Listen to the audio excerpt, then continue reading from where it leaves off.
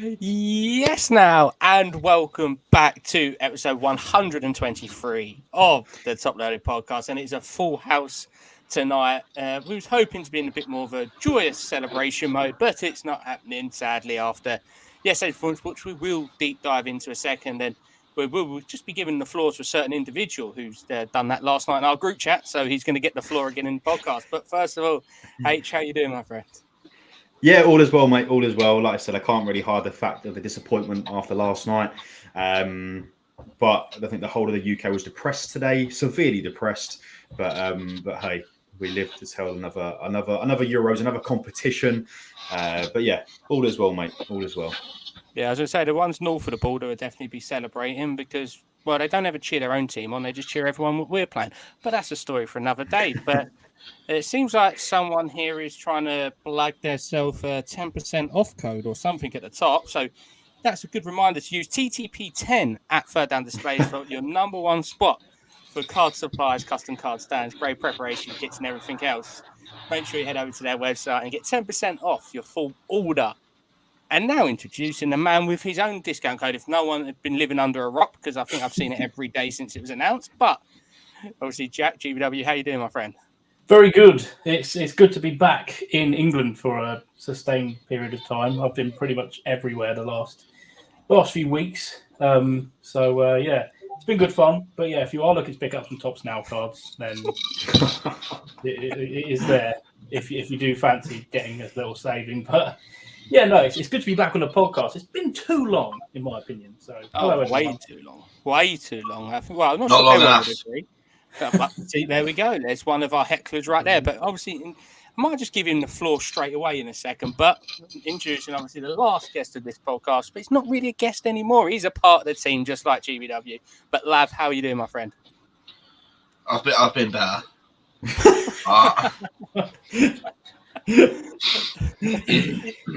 It has to be said I have been better. Yeah. But let's just say, do we have permission to show the podcast the state Lav was in last night? No. Is there anyone that's declining that to me to show the picture? I'd love to see the picture again because I've forgotten about it. I think let's run it back for the viewers, shall we? This was unfortunately our good friend George Lavender last night. Make sure if you're listening, check out the video. Check out the video. Funny enough, that was actually prior to the game. This was unfortunately Lav last night. And Lav, you know what? There's no disrespect by that either. It was pure heartbreak for all of us. But that was a lot. For anyone that didn't get to see the state Lav was in, there you have it. It's out there now. Well, like I say, we'll talk about cards in a bit. Obviously, we're going to talk about the Euros to begin with because obviously it's just finished and now we can look forward to club football yet again. But obviously, there's no other better place to start than England before we talk about some of our favourite players of the tournaments and everything like that. And there's only I'm in the floor to him because it's just got to be done. So, Lav, take it away for your audition for the next England manager because I think you probably got more idea than a certain Gareth. Yeah, cool. It's not hard, is it? Yeah, I just don't think. I don't want to hate on him just because it's not. And, when certain players don't show up, what can you do really? I don't know, but I think we've got to get another English manager in. I think going for another foreign manager like Capello or Sven-Göran Eriksson, it'd be silly. As I say, I've seen a few former Chelsea managers linked with the job within the different media outlets today. Obviously, one Englishman, obviously Graham Potter, and an Argentinian, Mauricio Pochettino. So, obviously, bearing some of their football, but he was a Pochettino fan at the end. Would you lean towards Potter rather than Pochettino? I wouldn't be against it. I've also seen Tuchel circling around. But so just basically all the ex-Chelsea managers. Great. That's not really going to narrow the list down, is it, sadly? No, not really. But Tuchel's good at knockout football, which I suppose is a good thing. But I think the best man for the job will be Graham Potter, personally. Yeah, I do echo that one. And obviously, going over to UH, obviously, it's looking like last night was Gareth Southgate's last game in charge. Obviously, has done very well, but not delivered the thing what everyone wanted, which was a title. So it's one of them that you got to say thanks for everything that's done in the past, but we should have had at least one Euros. It's that simple in my eyes. Yeah, I mean, it's one of those where it's difficult not to straight away jump on the bandwagon of Southgate, you're useless, etc., etc. Like, don't get me wrong, you've got to understand. I guess sometimes you've got to take a step back and think where we were as a country, as a team nation back when Southgate first got the job, to where we are now. Obviously, we've come an absolute mile, but there's nothing taken away from the fact that we've lost 2 Euro finals on the bounce. Like, arguably, you could say we were beaten by the better team yesterday. In my opinion, we were. They were the better team than us.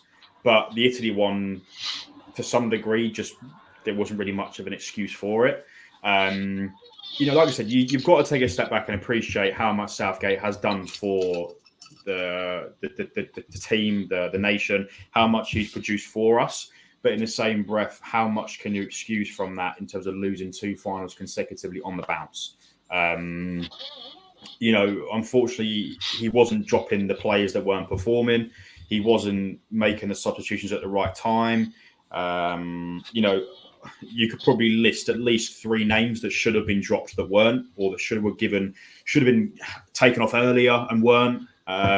So whether that's Southgate not wanting to damage in the reputation, but he unfortunately just was too afraid to make them big calls.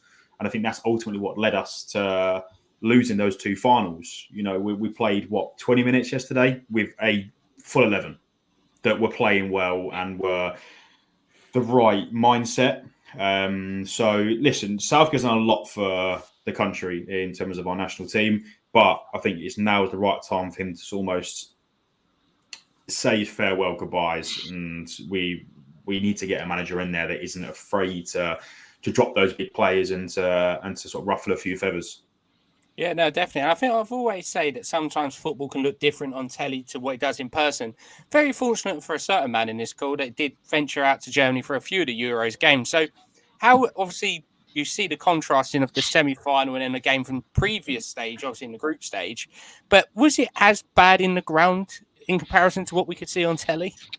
The good thing about being in Germany is that you can have a pint to get you through the game. But we were shocking against Denmark. Like, it was so bad. And I think that was the general consensus as well. When you asked other England fans after the game, they were like, oh, none of us thought we'd get to the final. So, so we did quite well to get there. And then obviously the Netherlands game, that was crazy. There was a lot of nerves I sensed in the pre-match from a lot of England fans before Netherlands, because everyone knew they were a solid team. They're a tricky one. Cody Gakpo's in the form of his life. Xavi Simons obviously scoring a goal, bit of a tricky player as well. And the Dutch completely outnumbered us in Dortmund. I've never seen anything like it. England never usually get outnumbered in international tournaments.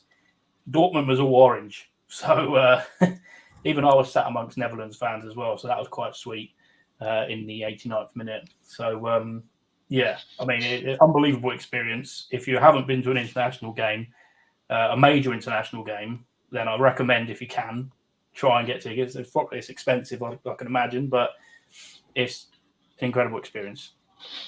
I was going to say, if you wanted to get to a major competition, I probably wouldn't suggest the next World Cup in America, because that is going to be even more expensive. And that's without the 1,500 you're paying on flights and before accommodation. So maybe wait for that next Euro support round, which is actually in England, Scotland, Ireland and Wales. So that'd be a lot cheaper. Sadly, you might have to go to Tottenham. But obviously, we have mentioned at times there about certain individuals within the England setup that didn't get the minutes they deserved, or hardly any minutes at all, or not dropped.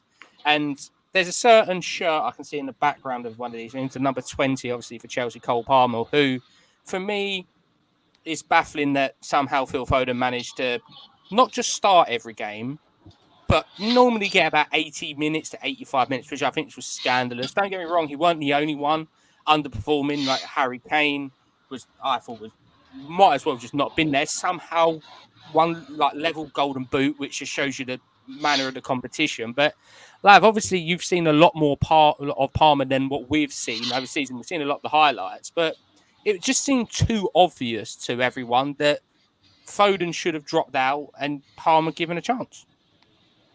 Yeah, I think it's a no-brainer, really. I've got the stats here that Palmer played 125 minutes compared to Foden 622 across the whole Euros. He's come with the stats. It's just incredible. Foden had no goals and assists across the whole thing, and Palmer had 2. Yeah. I mean, it's ridiculous, really, in my opinion. I just don't see how Southgate kept playing the players that he did. Wharton got no minutes. Gordon got 4. Eze even got 99 minutes. There's no spread between the players who deserve to be there, in my opinion. Yeah, and I think it weren't just the player selection that was getting criticised a lot. It was the style of play as well. It was very on the back foot. I would say out of the 90 minutes against Spain yesterday, we probably played well for 10 to 15 minutes of it when we was on the front foot. And it was quite funny because there was a substitutions lined up at 1-1, which was Conor Gallagher and Trippier. So even at 1-1, Southgate was looking to shut up shop and go to extra time. Obviously, it backfired. So, hey, she's obviously looking just at the overall system, how it all worked. Sometimes it is just required. It's a fresh start. You've got certain players who are coming to the end of their international careers, like the likes of Harry Kane, Kyle Walker, Trippier. They're not getting any younger. Kane especially seems a very different player to the one we've seen in a Tottenham shirt and a Bayern Munich shirt. Just very lackluster. And then you see an Ollie Watkins come on who can run around, put them under pressure. So, do you think it's one of them that a fresh start for everyone wouldn't go amiss, of changing up the squad, like seeing certain players get back into the squad who have fallen out of favour? But also, I would say that it's just nice to be seeing new football and not a more boring, pessimistic, let's go to extra time style of game. It's in a nutshell, yeah. I think some players in that team take their spot in the international squad for granted. Someone like Eze, someone like Gordon, someone like Palmer that don't get a lot of minutes playing on an international level, give them a chance in the Euros and they will make their name heard. Do you know what I mean? It's almost like a bit of a, for me, I don't know how Kane started every game. I don't know how Foden started every game. Brutally honest, the only 2 players that I thought actually looked like they wanted to be there was Pickford and Guehi, and Saka to a certain extent. As an Arsenal fan, I thought Rice wasn't particularly didn't have his best tournament, in my opinion. I think yesterday there was a lot of missed passes, a lot of passes went astray. But you get those fresh faces that don't play a lot of international football, and they want to make a point, they want to prove a point. And you saw that with Cole Palmer, for example. Foden's there playing 5 times the minutes that Palmer got. Yet Palmer's had a goal and an assist in that little minutes. So I think it needs to be a fresh start. It needs to be stripped right back. You saw that when you've got someone like Saka that can put a ball in the box and Kane is nowhere to be seen, but you get a player like Watkins that will sit down the middle. I know they're 2 completely different players, but you've got to play to people's strengths. Kane was basically playing next to Rice. Like we've not got a striker. We're not playing a false 9, but it's not even a false 9. That's like not even just, we haven't got a striker. So there needs to be a massive reshape, and there needs to be a new structure to a certain extent. We need to stop playing for extra time. We need to stop waiting for the teams that will make us attack. We need to just play our game. We've got 11 individual brilliant players. Take nothing away from that. On paper, we arguably have one of the best teams in the Euros, but they don't play as a team. And that's the bottom line of it. They don't play well together. Whether that's due to what happens off the pitch, whether that's due to what happens on the pitch, I don't know. But there needs to be a fresh start, a clean slate, and we need to just try and rebuild again with them players that we've got, and need to ensure that the players that are playing want to win, want to play, and not just there just because they're guaranteed a place. Yeah, and last thing, I don't want to talk about England for too much of this. We do want to look at the other teams as well and players. But, Jeeves, obviously looking at just like the setup for yesterday, which baffled me was he's moved Foden out of the left wing position to get him more in the middle, but then ended up putting Jude more on the left-hand side. But Jude was never on the left-hand side. So it kind of created a structure that was just left a gaping hole down the left-hand side. It just made no tactical sense, I would say. But is it one of them? It just comes back to, it reminds me very much of the France game at the World Cup, where we didn't get it over the line. Maybe the team weren't properly correct. Italy, the final, the substitutions weren't fantastic. Even going back to like Croatia in Russia, it's one of them that the players are good enough. We see that in the early 2000s of that team of Gerrard, Lampard, Scholes, Rooney, Beckham, all of them lot. Is it going to be a similar case, do you think, of it's just a team of individuals, sadly, rather than a team ethic of like a Spain who played very well together? Yeah, but I think the fact we have got to multiple finals and latter stages with this team, this group of players, is, says that they can play together. But throughout this tournament, especially, it wasn't as good. And it was moments which got us to the final. We were, 90 seconds away from going out to Slovakia, deservedly so as well. They were the far better team. Who do we play? Yeah, Switzerland next. That was a penalty shootout, which I backed us in because we've got some of the best penalty takers, arguably, in world football. And then, who was it? The Netherlands was Ollie Watkins turning and, scoring a goal, which obviously Harry Kane would never dream of doing in his wildest dreams. And then the final, Cole Palmer with a beautiful strike. It's these moments which have got us through to a final and 5 minutes away from taking it to extra time against the Spanish. In terms of the management, I have been thinking I'd go all out for Jurgen Klopp. I really would. Look what he's done with Liverpool, with the youth players as well coming through. He's given them a chance. Look, they beat Chelsea in that Carabao Cup final. Sorry, Lav, with a bunch of kids. So that's what he can bring to the table. He can bring these players. He can take teams like Liverpool, of course, to latter stages of tournaments, the Champions League. He's won the trophies. So for me, Jurgen Klopp has to be the guy. England FA go for if they don't go down the English route. So that's my verdict. Yeah, I was going to say, if people have looked at the bookies odds for the next England manager, and you're looking at the top three, they're all English. Then obviously number one, Graham Potter out of a job at the moment would be quite a smooth thing. You don't have to worry about too much of getting them out of a club. Whereas Eddie Howe is second favourite, obviously still at Newcastle, and third favourite, I would be very disappointed because it'd be Lee Carsley, who's obviously the England under-21 manager, and it'd be again exactly the same route as what we did with Gareth Southgate.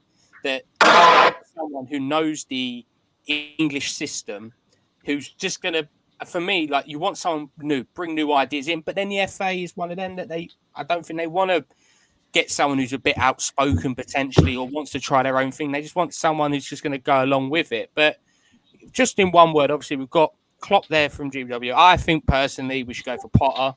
Lav, have you got a name for me that you'd like to see become the next England manager? Yeah, I'd go Potter as well, but if not, Tuchel, just to throw a name out there. Yeah, no, I like that a lot. And H, who would you like to see take the realms of the Three Lions? Yeah, I mean, I think I'd have to agree with you boys in terms of Potter. But otherwise, I think Jack's got a point in terms of just going all out and trying to get Klopp involved. But as a first choice, it would have to be Potter.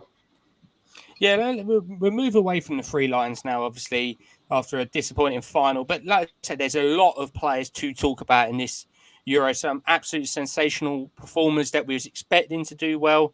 Obviously, some people completely flopped. Some young talent coming through that was just incredible. And I think there's only one person to start with, despite there being a few big performers for Spain. It's obviously Lamine Yamal.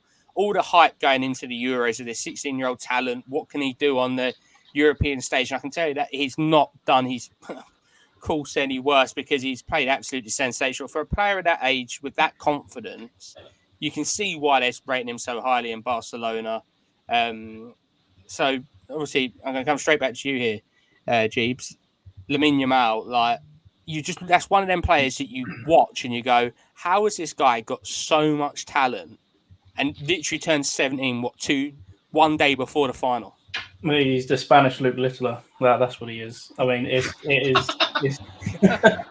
it's crazy. Like, he And if you look at Spain's route to the final as well, the teams they had to beat to get there, and he was a star performer in those games. That goal against France, for goodness sake, 4 assists. Yeah. I think I saw a thing earlier that him with 4 assists at 17 is like is one off Iniesta, Xavi, these big names already, and that's his first international tournament. 4 assists, that is bonkers, and arguably goal of the tournament with that finish against France. Obviously, Bellingham probably should win that for what it is with the context, but yeah, Lamine Yamal. I mean, you know what it's like with Barcelona rookies. They're never usually amazing. They're okay, decent, but they're not. Don't usually set the world alight. But I'll tell you what, Lamine Yamal, he could be some talent going forward. Him and Endrick, I'm excited to see more of in this upcoming season. Yeah, I was going to say it's going to be a great battle for some of the talent coming through now in the Spanish league as well. But there was another Spaniard that I want to talk about. I'll come over to you, lad, for this one. Obviously, Nico Williams as well on the left wing, who has got a reasonably good buyout clause at Bilbao, despite Bilbao, who normally do keep a lot of their players quite a while due to their attachment rules of you can only sign people from the Basque area. So was you obviously Lamine Yamal's got the best young player, but I've got to say I think Nico Williams was definitely up there for one of the best players in the tournament. Absolute electric to watch. Yeah, it just goes to show goals and assists aren't everything, and I think he did still get 2 goals, scored in the final, and he got an assist as well, I think. But yeah, he's quality. He really lit up, I thought.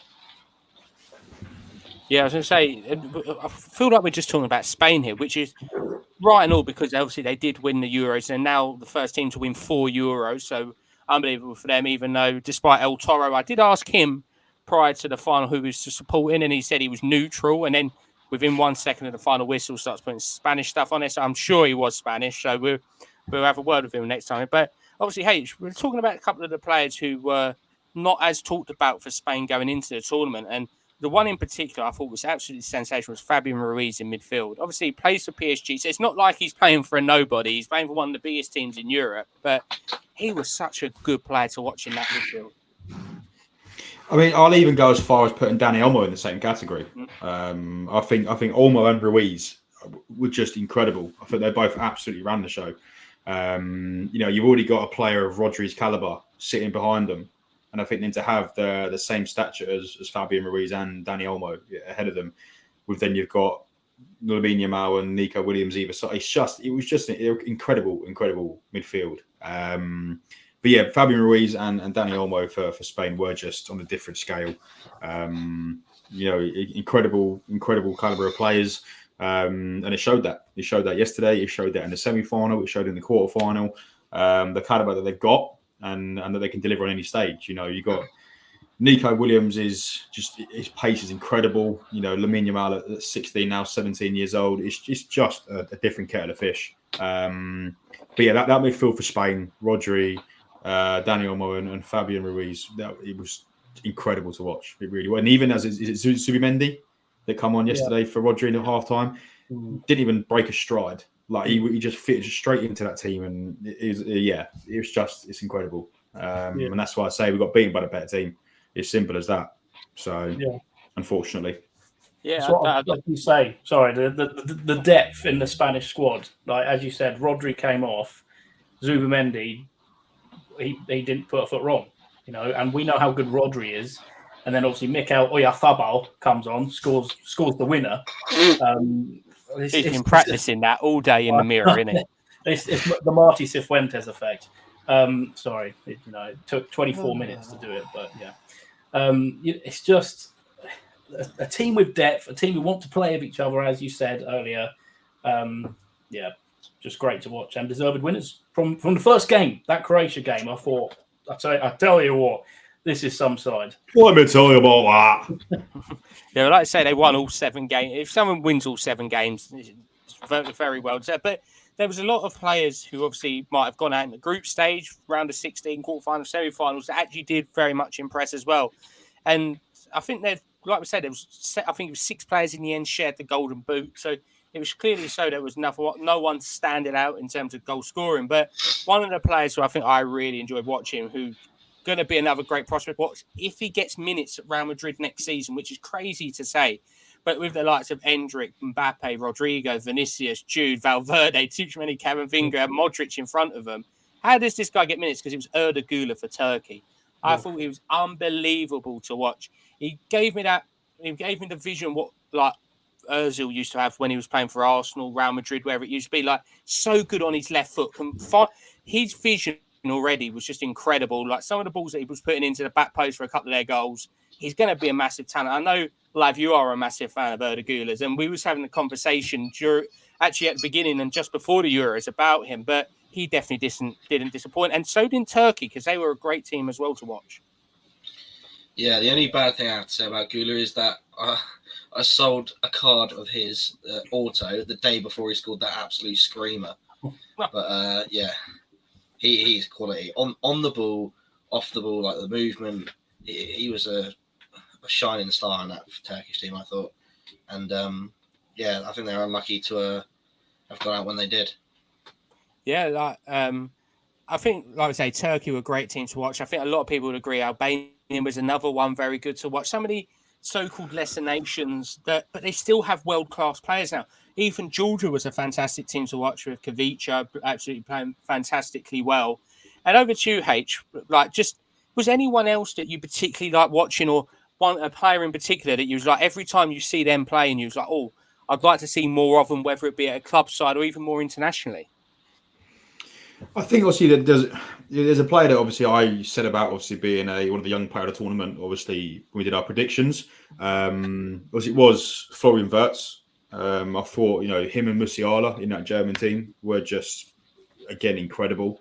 The Germany team were again beaten by Spain, but the caliber they had in their team again was just incredible. So I think for me, watching Wirtz and watching Musiala was like eye-opening in terms of the talent they've got available. There was obviously a handful of players, obviously during the group stages that performed well. But for me, I think Wirtz and Musiala, aside from the teams we've already mentioned, were two that obviously massively stood out for me in terms of their age, but obviously their talent. Wirtz obviously opening the tournament with the opening goal. But yeah, them two again just lit it up for Germany. Yeah, that was huge. Obviously, I mentioned Kavica for Georgia, but they have got a very talented striker who's now getting linked with quite a lot. Georgia's Mikatutse. I've been learning that name for quite a while, but he is some player. He was at Ajax, obviously, then moved into the French league, now getting linked with Monaco. I've seen him linked with likes of West Ham and a few other teams. But does it show you now that, especially with that striking position, you looked at the big names going into the tournament of Harry Kane, Kylian Mbappe. All right, Harry Kane shared the golden boot, but Kylian Mbappe scored a penalty. It's really like this transitioning period now of, like, you've got the older generation strikers, you can include Lewandowski in this, but now there's these crop of younger players coming through who are really putting themselves out on the big stage. And especially when it's a transfer window, they could get that big move that could change their career.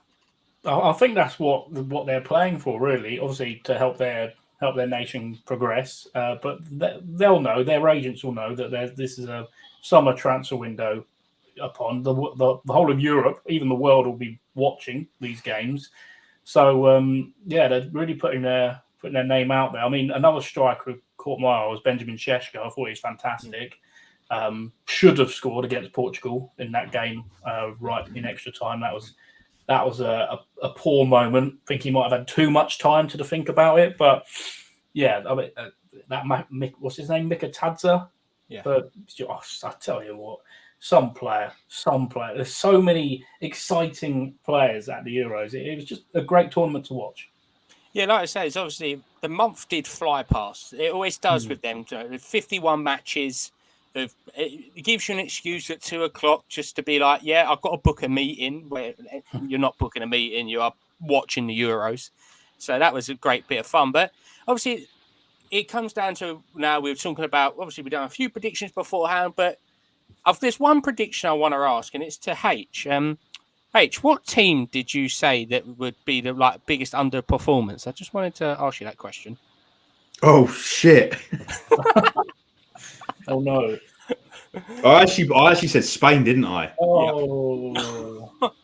I've literally just remembered that.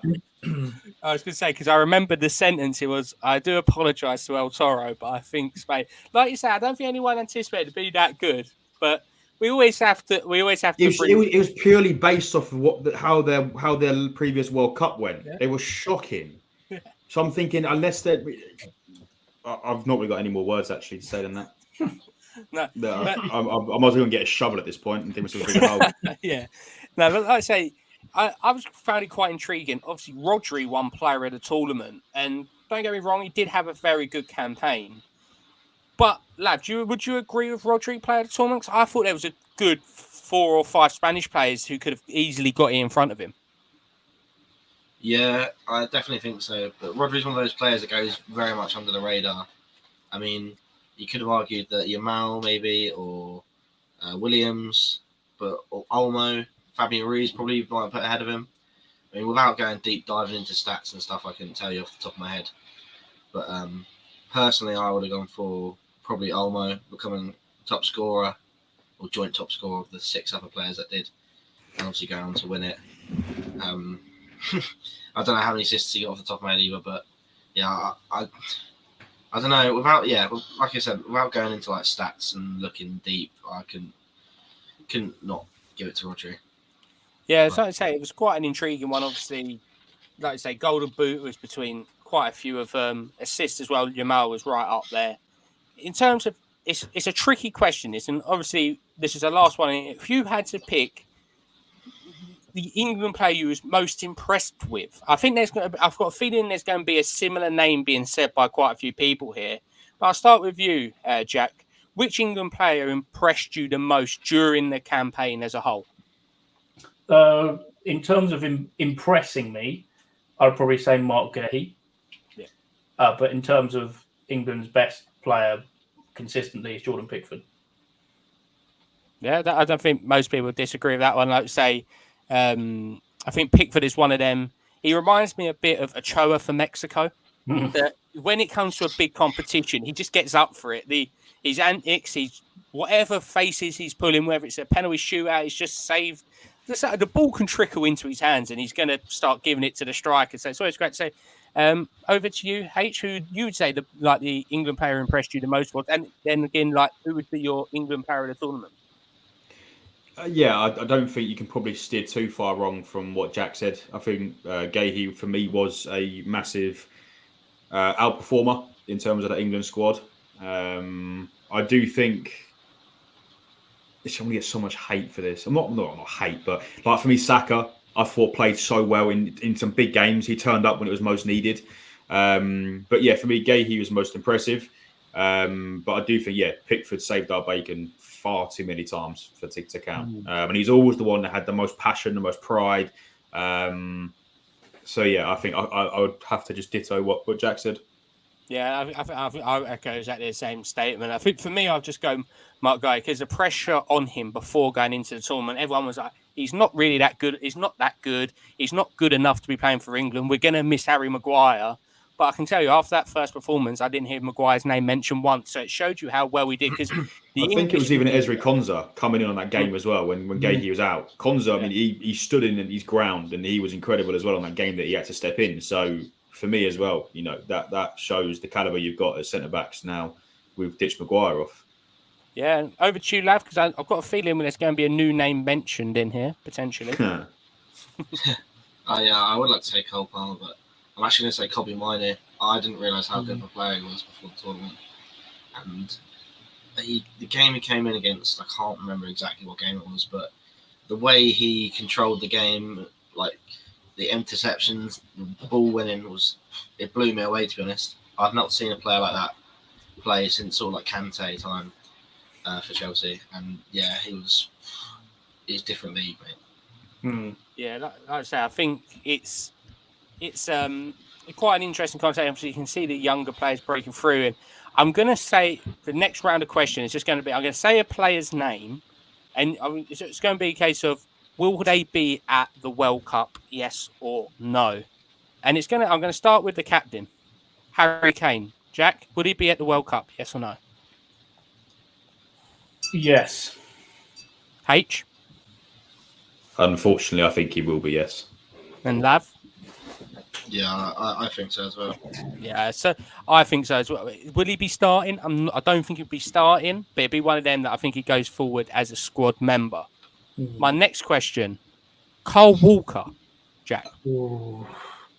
How old is he now? What, 30? I'm looking 31, now. 2? 30, think. 34. Oh, 34. no, he won't be there. It's a shame because Walker on his day, he's so, for City, he's unbelievable. He gets them out of trouble so much because he's so quick. Like, no centre back quicker than that. So, yeah, unfortunately, no, but poor tournament. So, yeah. H, Walker?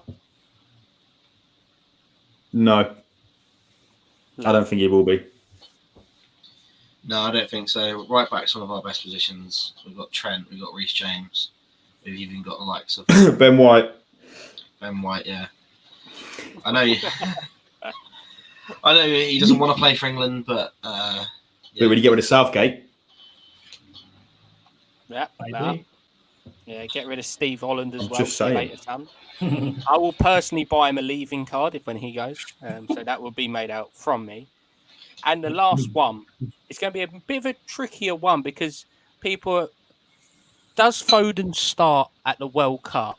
Because there's a lot of talent coming through in that position. And after a poor tournament, questions will be asked. But do you still see Foden being an influential member of that team off the left-hand side because Jude Bellingham's not going anywhere? Yes, Foden will be there. He's still, young. He's in the coming towards his prime. I really can't see him not being there, to be honest. H, would he be starting? yeah. If Southgate's still in charge, yeah. Yeah, if Southgate's still in charge, Kane would be up front as well, I think. I don't know. I don't know. Yeah, he'll still start Foden. And Lav, do you reckon Foden will be in the starting 11 for the first game, whether it be in Mexico, Canada, or the US? I think it's hard to tell, really. We're 2 years away. Someone could come through and absolutely blow it away. The likes of Palmer, Eze could blow up again. I think it's too difficult to say because Foden is a quality player. Obviously, he just won Premier League Player of the Year. I think he will, but I do think it's too early to say. And my last question, one player who didn't play a minute at the Euros in the squad or who wasn't taken, you want to see more involved in the Euro qualifiers? Starting with you, Jack. Charlie Austin. No, sorry. Oh, sorry. I thought it was Sorry, we didn't rewind the clocks about 15 years back. Sorry. It's got to be Adam Wharton. It really has. Like Southgate's crying about not having a Calvin Phillips replacement. Adam Wharton's right there, and he is a far better player, more mobile, more everything. Proper player. Come from the EFL, yet another incredible player from the EFL Championship and beyond. So, yeah, Adam Wharton. I've got a feeling I know who H is going to say, but H? Who do you think I'm going to say? I think it's a certain man who might have been enjoying a nice few wines in Ibiza. Now, not talking about Grealish. I mean, yeah, no, I do. I am gonna jump on Jack's back and say Eze. Oh, keep that for after the podcast, please. I think for me, we didn't you had Saka who was a winger, but you'd never had a left winger. Do you know what I mean? Like you had Foden playing there, Bellingham playing there. They're not wingers that can run in behind a fullback. Whereas I feel like if you give someone like Anthony Gordon or Eze a chance to get in behind that fullback, it's something else that we need to have a look at. So I would put my money on Eze. Lav, sadly, Palmer did make minutes. Love you, Jack. Who would you like to see more of in the World Cup qualifiers upcoming? I'd like to see a fit Reece James. Obviously, it's a bit Chelsea. Yeah, that's a bit of an arse though. That one, isn't it? They can't be in the same sentence. Reece James and fit. Exactly. But yeah, I know he's had surgery now. I'd like to see him hopefully go injury free for a season, get in the England squad a few times, and he's got every chance to take that Walker spot off him now. Now that we all think that Walker won't be there, he's going to be 36 the next World Cup. It's Reece James's time to step up. Yeah, despite I do agree with Adam Walton, but there's a name I'm going to say, Branthwaite. I think he should have been at this Euros. I think he's got everything you need to be a good international and Premier League centre back. So I hope to see a lot more of him. Obviously, it's going to be a challenge to him to shift Gay out of the position because he's been fantastic. But I think it's definitely Jared Branthwaite could get a big move this summer. If not, he's still going to be playing Premier League football with Everton. So I could see. I would like to see a lot more Branthwaite. But obviously, that was the Euros. It was a lot of good fun. A month of just sheer load of football, 51 games in 30 days. Now it's about 20 days or so until the Premier League, Championship, whatever football season it may be. So we can't wait for that. But this is a Cards podcast. Even though we might not want to, it is Cards. There's actually been a release. We have been watching a break during this filming. So if everyone's eyes wander a little bit, it's because two of the boys in the stream had players in the recent release of Premier League Select.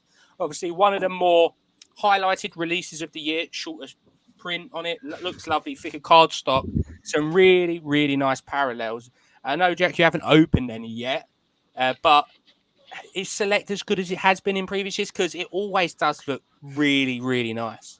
I feel like this one's gone under the radar a little bit. I think there might have been a little bit of a delay as well with shipments coming in from wherever they're coming from. Not many people in the UK have been able to break it until this week.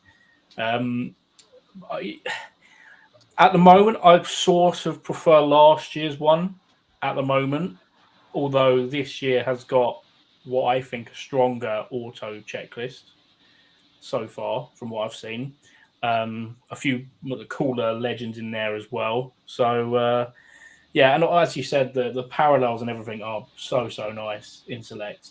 I think the parallel, actually, is this year's nicer? I don't know. I need to see more of it opened because I haven't physically opened this year's. Last year I did multiple cases. So, yeah, I think when I get my hands on some, I'll be able to tell you a definitive answer. And obviously, Lav, I know a certain player, obviously Cole Palmer, is in the Chelsea shirt in that one, which would be one that you will be chasing. So I know you've seen quite a lot of it pop up, whether it's on the resale market or in break. So how have you been finding it so far as one of the more premier releases from Panini for the Premier League? Yeah, I've only entered one break, the one that we were talking about just now, tonight. But I don't know, Select's always a hard one, I think. It's a good set every year. But I always feel like there's so much like dud, like patches and autos. And, yeah, I don't know. I prefer Prism personally, but I do think this year's Select's a bit better than last year. Yeah, from what I've seen so far.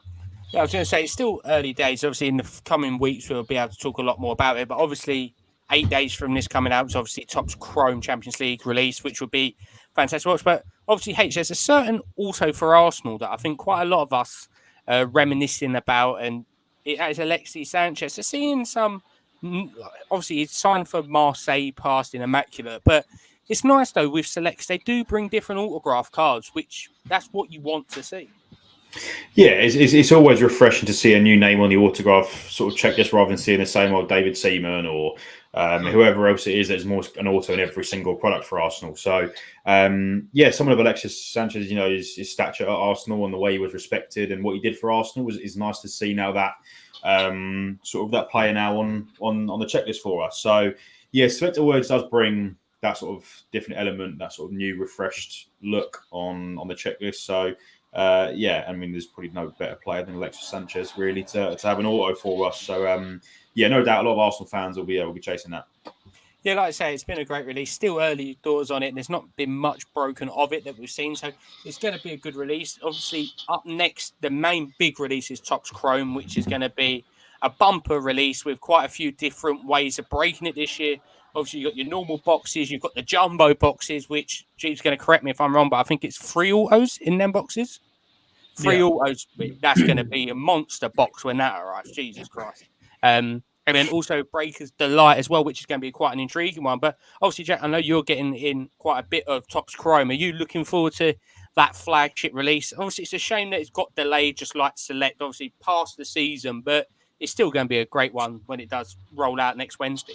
Yeah, it's like Prism. It's the marquee release of that respective franchise. So the UCC products, everyone looks out for Chrome.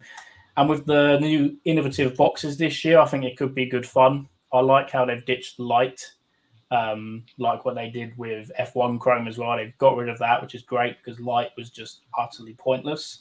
I believe there's also blaster boxes this year with Chrome, so that'll be good. So I'd imagine in your local game or wherever they'll be selling those, which is a good way for more people to start collecting. And there's some crazy chase cards on this checklist for UCC Chrome. Some of the triple autos, my goodness me. You're looking at a Xavi, Iniesta, Busquets triple auto. Good. There's some big. There's a lot of those dual autos, triple autos, and then like rare hits. There's a 1-of-1 Champions League trophy chase card, 1 in a million packs or something. And it's the only one. So yeah, the breaks are going to hit hard with this new release. Can't wait. .breaks.com. There we go. He's plugged it away, but no, like I say, definitely get involved. But obviously, we move away from breaks now. Talk about what we've been collecting recently. Obviously, with the Euros, we've moved slightly away from what we've been looking at, what we've been collecting. I'll start off with a couple that I've got next to me.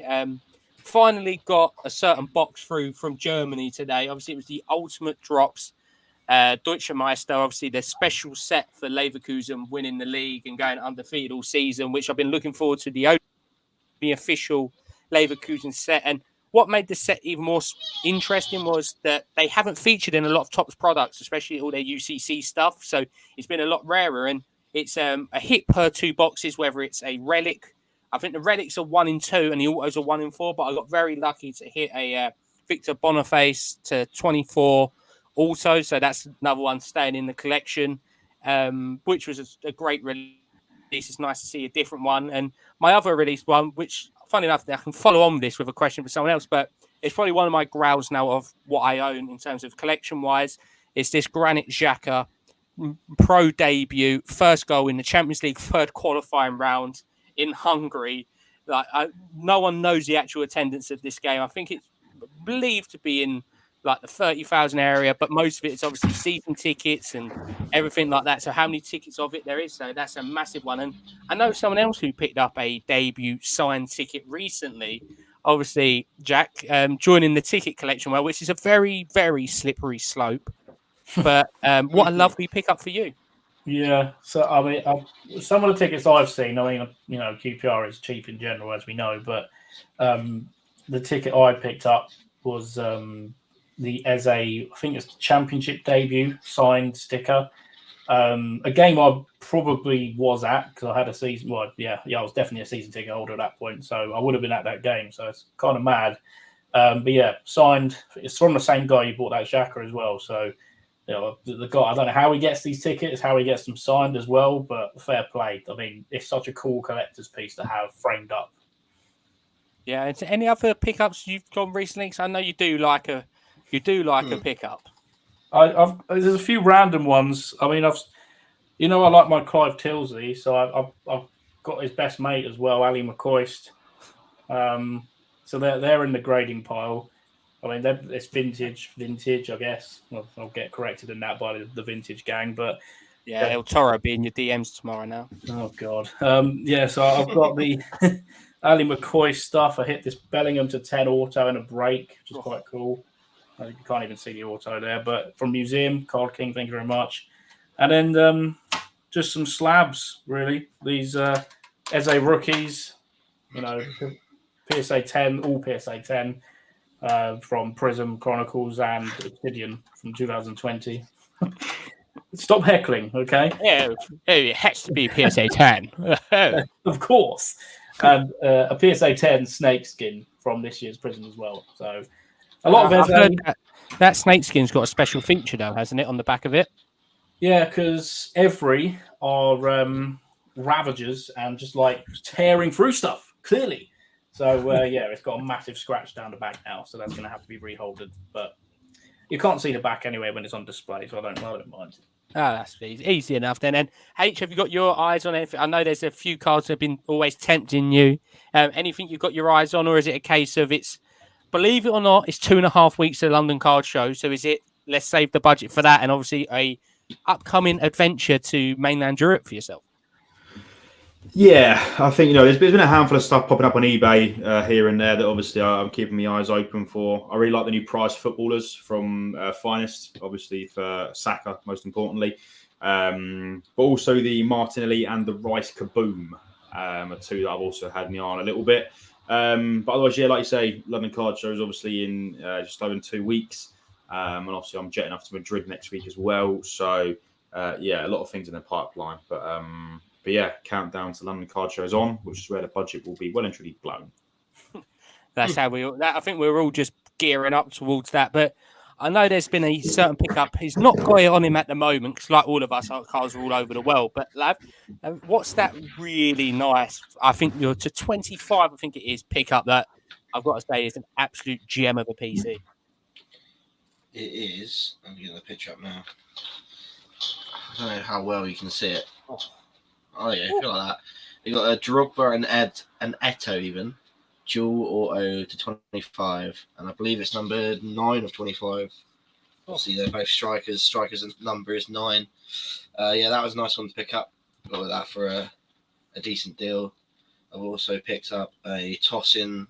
I've started a little bit of a toss-in PC now that I've heard he's signing for Chelsea, or not now, we know he's signing for Chelsea. And I've got an out of 10 gold prism and an out of 25 Zebra Select from this year. Select, which is a beautiful colour match, I have to say. And I've also started collecting the mangas from Prism, the recent Prism for Chelsea. So I've got Lampard and Caicedo, Nkunku so far. So get those over, get them graded, and start that off. I think I think it's 5 or 4 of them. I want to get all. I think that'd be quite a nice thing to have all of them. Yeah, them mangas are incredible. Obviously, like I just said, we're about 20 days out now to the London Card Show. Obviously, it's going to be exciting. If you haven't got your tickets, I think Saturday might have just sold out or very limited available for VIP as well as general. So if you are going to go along to the London Card Show, please go and check your tickets out. Now, we'll all be at the London Card Show. We can't wait for it. It's going to be an expensive one, but it's going to be great fun. So first of all, Jack, obviously, London Card Show is upcoming soon. It's going to be an interesting few weeks. Football season's coming back. Pre-season's kicking off. Transfers should start flowing in soon as well. So it's an exciting 4-5 weeks ahead. Oh, yeah. I mean, you've got the London Card Show, and then the next week, the Championship starts, the Premier League starts. It's all happening in the opening weeks of August. There's a lot of new releases. Well, I say a lot of releases. There's a big release in UCC Chrome before London Card Show, so I'm sure we'll see a lot of tables littered with the stuff for that. You've obviously got Premier League Select cards. They'll be on sale there as well. Very exciting. A lot of fresh releases since the last London Card Show, so I'm looking forward to having a little shop around, seeing what I can pick up. If there is any Eze, let me know. But I can't wait. I was going to say, and Lav, obviously the jealousy of quite a few of us, obviously the Nationals is coming up as well, just before the London Card Show. So no doubt once we see all the people's content from that, it's just going to spear on that enthusiasm for the London Card Show. Because we'll be like, just give us a card show. We want one to go to now. It feels like in forever we've had a card show. What was the last one we went to? I can't think of it. Yeah, May. I mean, that's nearly 3 months ago now. Yeah. And is that right? Yeah, 3 months ago. 2 months. 2 months. But by the time August comes around, it'll be 3, is what I meant. Yeah. But yeah, I'm really looking forward to the next London Card Show, and I will have a lot of jealousy from National, but that'll just get us out for London and seeing what people might have brought back from America. I think that'll be quite cool as well. Definitely. Yeah. As I say, it definitely brings a new aspect of some people making it back with the absolute bills they've picked up in America. No doubt someone's probably going to pick up a Charlie Austin that Jeeves needs like for about 50 cents. Because look at that, his focus is gone as soon as I say the name Charlie Austin. But obviously, getting obviously flustered. you're coming down No. for trade night and obviously the Sunday as well. So I know you can't wait for it as well. It's just going to be a great weekend. Yeah, it always delivers, doesn't it? Always puts on a good show. So hopefully the weather stays nice. Nothing like being miserable. But yeah, really looking forward to it. It should be another great weekend. Like I say, it's been an absolute fantastic episode to have 4 members of the team. Not only El Toro, but he's probably still drinking the sangria and having some tapas, and then waking up tomorrow and having the tea and the full English because then he realises actually he's English. But whatever is up to him, it's fine. Whatever he wants, whoever wins, he supports. But like we say, a massive thank you again to Third Down Displays for powering up this episode of the Top Loaded Podcast. And if you haven't already, go and check out their website. You can see it on the scroller below if you're watching on. If not, use TTP10 for 10% off all your hobby needs at thirddown.co.uk, or head over to the link in our bio or over to their bio. But like I say, a massive thank you for every single person who's watched the episode. I want to say a massive congratulations to Soccer Culture United for winning Podcast of the Year. It's well earned, and welcome to the winners' enclosure. No doubt we'll have to share a Guinness hopefully soon over that one, which I think everyone in this chat is not going to complain about that one. But like we say, I hope everyone out there is staying well, doing safe, buying, selling, trading, and all that good jazz. But most importantly, happy hobbying and good night.